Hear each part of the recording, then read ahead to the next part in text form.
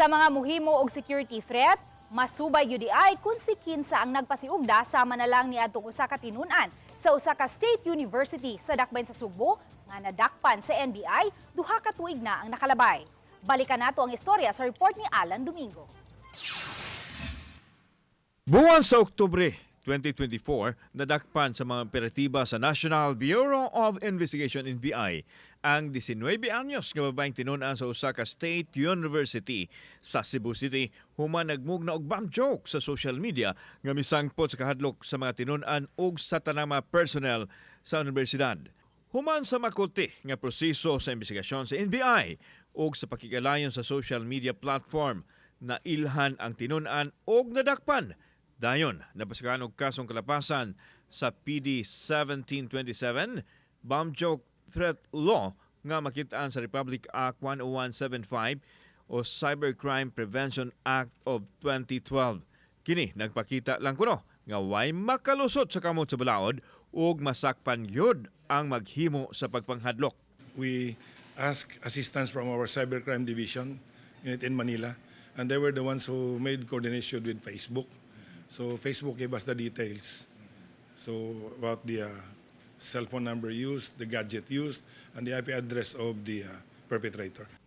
Sa sunod-sunod nga security threats nga nahitabo ilabi na sa Sugbo, milusad ang NBI sa pakikalayon sa matunghaan aron mabansay ang matinunan sa angayang himuon sa panahon nga adunay motumaw nga hulga sa seguridad sama sa pagpamusil o baka pagpamumba.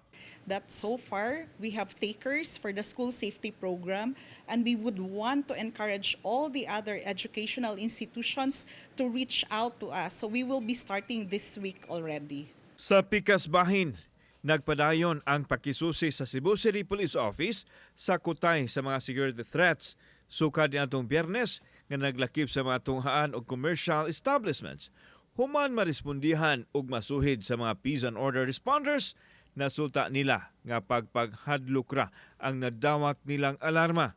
Usa nini ang security threat sa eskwelahan sa Inayawan di natumbok nila ang 13 anyos nga kanhitinunan nga maoy nagmugna sa pagpanghadlok. Na higayon ang kaning dialogue between the suspect minor na atong na-locate, na-identify, ug dito iyang giangkon ang maong iyang gibuhat and even iyang giablihan ang maong social media account na iyang gigamit. Samtang wala makita sa CCPO ang posibilidad nga managsama ra ang naa sa likod sa nahitabong pagpanghadlok.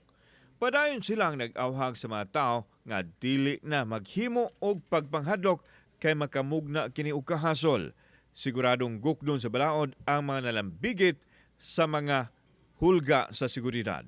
Hangyo sa atong ginikanan na magpakabana po ta sa social media engagement sa ato ang mga anak. No, nga kay this could lead to a criminal case, di kun dili man sa mga minor de edad, pero ang ginikanan na ay responsibility.